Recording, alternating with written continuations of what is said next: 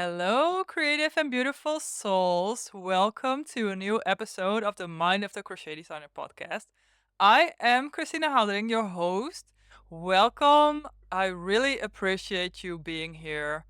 If this is the first episode or whether this is your 15th or whatever, just know that I value everyone that's tuning into this podcast because I really love to help you with everything and anything that I can help you with regarding crochet design, of course.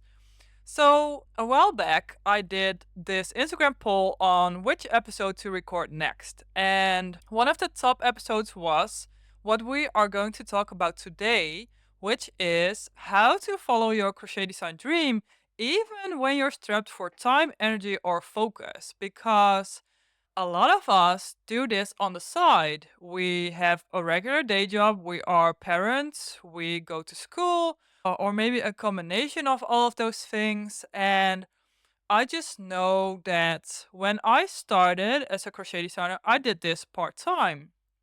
And I was doing a bachelor degree, and the school I was going to was a 3.5 hour daily commute to and from the school. So there was a lot of time that I spent either in a bus or at school itself.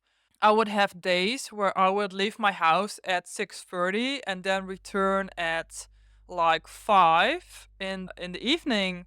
Then I had to do homework, and then when it was 9, I was so spent from doing that all day that I literally had no focus, no energy, and no time. And I was just so tired. And the funny thing is that it was actually in this period that I created my all-time bestseller, The Hotel of Bees shawl, which sold thousands of copies. And it's so funny that it was at this time that my crochet design journey really took off. So I really recognize when you really have this dream of, I really would love to release more designs, or I would love to up level my designs because what I have released until now didn't get the attention or sales that I would like. So I would like to step up my crochet design game. But these things, they take time and they take energy and they take focus. And it's so easy nowadays to be distracted with all of these things that will take you from actually reaching that goal and really sitting down and taking the time to work on your crochet design and work towards your crochet design goal. So, when I did the release for Mind of the Crochet Designer, my signature coaching program, I actually gave a gift of the time, energy, and focus booster because I knew that this would be such a stumbling block for so many designers. It's really a toolkit, a goal setting toolkit that will actually make sure that you achieve your goals no matter your circumstance, because that's in the end, that's it. Everyone has different amount of hours in the week or day, has a set amount of energy to work towards their goals. So this booster doesn't make sure that you have more time because everyone operates from the same 24 hours. It also doesn't make you have more energy, but it will guide you through how to navigate that lack of time or energy or focus and really reach your goals. So I won't walk you through the whole thing because that's for Mind of the Crochet Designer members only. But I want to take a few of those tips and discuss them on this episode because I know it's so valuable to be able to follow that goal no matter your circumstance. And I really would love that for you. So the first thing, it's actually a funny story because I never did yoga at home. I do yoga once a week. I go to the studio and I do yoga with a group of people. Very fun. And I love doing yoga. I love how it makes me feel. I love that I'm kind of working out, but in a very soft, regulated way. And that I truly get to connect to my body and to other people. And I never did yoga at home because I felt that I needed to do all of these things before I could do yoga at home. So I thought I had to dress into my yoga clothes. I thought I needed to roll out my mat. I needed to get a bottle of water. I needed to tie up my hair, etc., etc., etc. And all of these things that I thought I needed to prepare myself for doing yoga was actually preventing me from getting on that mat, even though I knew that yoga was so good for me. And the same thing goes for sitting down and working on your crochet design journey, because so many of us have this dream of creating stunning designs, but when we actually think about picking up that hook, it just feels way too complicated. And so this one tip from the time, energy, and focus booster from Mind of the Crochet Designer is to remove any and all obstacles that will prevent you from getting to your crochet design goal. Because you need to make it easy for you to pick up that hook. If you step aside from the yoga story, when I was a new mother, I struggled a lot with finding me time. I mean, our baby boy was always around and I had to get creative. And one very valuable tip I got from a coach was that you needed to place the items you wanted to work with in plain sight. The fewer steps you need to take to pick up that crochet hook and really work on your designs, the more likely you are to keep it. And in my case, with my goal for me time, this meant that I had a coloring book and pencils always on time and always in sight. So it was very easy to color just for 5 minutes here and there. And if I had to get the coloring book out of the drawer, that meant one more obstacle in the way of me getting some precious time to relax. And because the coloring book was always out in the open, it worked as a constant reminder as well. And this goes the same for doing yoga. I actually discovered that I could do yoga in jeans, which I felt like you can't do yoga in jeans, but now I do yoga every day. I just do it in my everyday clothes. Sometimes I don't even do it on a mat, I just do it on the floor. And whatever you need to do to rethink what is needed to work on your crochet designs, rethink that.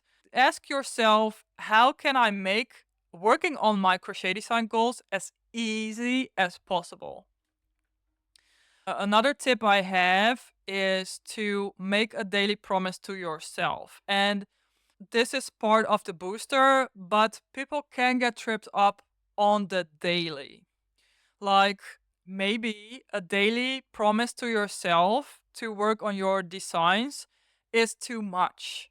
You're like, and maybe it works for 3 days, and then the fourth day you're like, oh, I don't have time, but I really have to work on my design. No, we have to, we have to remind ourselves that this is for fun. We do this for fun. Just take that pressure off.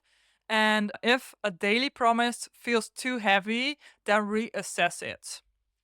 If you have 5 minutes of free time, but you still try to cram in 20 minutes of crochet design, this will only leave you frustrated and tired. So, in this is also the acceptance that whatever time and energy you do have, that you work from that. Someone's 100% can really look so different than your 100%. And if another person has 3 hours to spend every week on their crochet design journey, then that's their 100%. And if you only have 20 minutes a week to spend on your crochet design journey, then that is your 100%. And it's so freeing to accept the resources you do have and work from those. And another tip, this is very valuable, especially if you have kids or other distractions, is to evaluate how and where you try to work on your crochet design goals. So, is it in the living room with kids yelling, trying to get your attention? Or is it in a separate room? You said to yourself, well, I'm going to work on my crochet designs in my craft room or whatever, or in the bedroom, but you get distracted by your phone every few minutes. And if this is the case, it's very normal that you feel tired and unfocused after trying to work towards your goals, because you are not solely focusing on your goals. You rather get distracted every few seconds. So, a few things to mitigate that is to really get yourself a room or space or corner where you really can focus best. This might be even outside of your house, or this might be in your corner in a shared room, but with your noise canceling headphones on. Whatever you need to be able to focus. And the next tip on making sure that you work on your goals with focus is to make sure that all distractions are gone. Phones are tucked away, and no one is trying to get your attention. And if possible, also communicate to your other family members that you are working on your crochet design goal and that you really do not want to be disturbed for a certain amount of time. And this really works because then you not only communicate that this is important to you to others, but you also take up that space and communicate to yourself that it's important that you are working towards your crochet design dream. So to recap, there isn't a magic wand that will give you more energy or more time. Everyone operates from the same 24 hours from the same energy levels. Well, that might not even be true. So if anyone is trying to tell you otherwise, that's just simply untrue. But there are ways into which you can make the most out of the time you do have, and also that you don't keep yourself back by inventing all of these rules you need to do or have in order to crochet design, just as I don't need to dress into yoga pants to do yoga.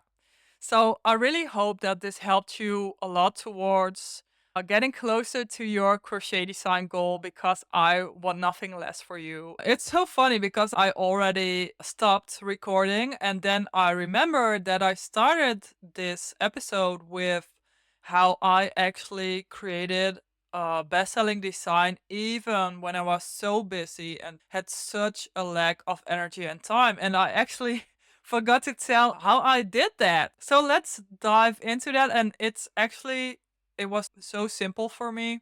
But when you do what you love and when you create what you love, then there's absolutely nothing stopping you.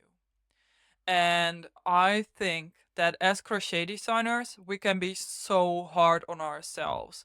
We have all of these expectations, we have so much pressure we put on ourselves that we have this design, we need it to look like XYZ.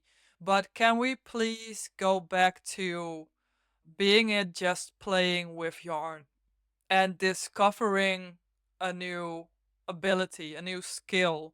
Can we be soft on ourselves and really enjoy what we make? Because in the end, this is so much more important than just achieving your goals. And this is how I made sure to create such a show-stopping design with such little time, because I absolutely loved what I made, and I loved the process. And I think when you want to create as a crochet designer again and again and again, if we make it about the process and loving the process and loving what we do, then it actually doesn't really matter if we achieve our goals. And that's what I want to end with. And just let me know by leaving a comment on a social media post or doing a review of this episode. Let me know your thoughts, and just know I read all of them. I really appreciate all of them, and I want to thank you for listening. Have a wonderful week, and talk to you next time on the Mind of the Crochet Designer podcast. Bye bye.